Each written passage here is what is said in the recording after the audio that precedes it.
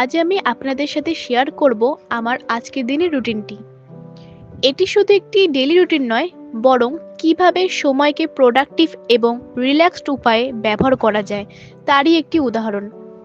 চলুন দেখে নেওয়া যাক। সকালে উঠে তাড়াতাড়ি 1 ঘন্টা মনোযোগ দিয়ে পড়াশোনা করলাম।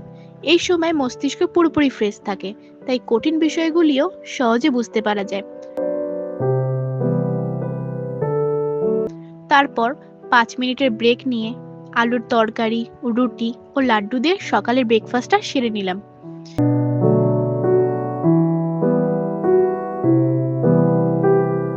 পেট ভরে গেলেও খুব ভারী নয়, তাই পড়ায় মনোযোগ রাখতে সুবিধা হলো। ব্রেকফাস্টের পর আবার বইয়ের পাতায় মন দিলাম। পড়াশোনার পর ফ্রেশ হয়ে ঠাকুর পুজো করলাম। এইবার আমার ফেভারিট পার্টের পালা। এই পার্টটার জন্য আমি সারাদিন অপেক্ষায় থাকি। আজ পেন্সিল দিয়ে একটি ল্যান্ডস্কেপ স্কেচ করলাম।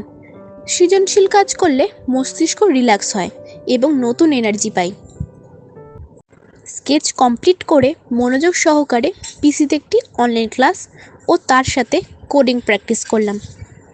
ক্লাস করার সময় আমি সবসময় নোট নিই, যাতে আমি পড়াটা ভুলে না যাই। এই পদ্ধতি ইউজ করলে স্টাডি মেটেরিয়ালটি আমার লং টার্ম মেমোরিতে সেভ হয়ে যায়। প্রতিদিনের রুটিনে পড়াশোনা, কাজ এবং শখের মধ্যে সামঞ্জস্য রাখাটা খুব জরুরি। আজকের দিনটা ছিল ব্যালেন্স এবং স্ট্রেস ফ্রি। আপনিও চেষ্টা করে দেখুন। কেমন লাগলো আমার এই রুটিনটি?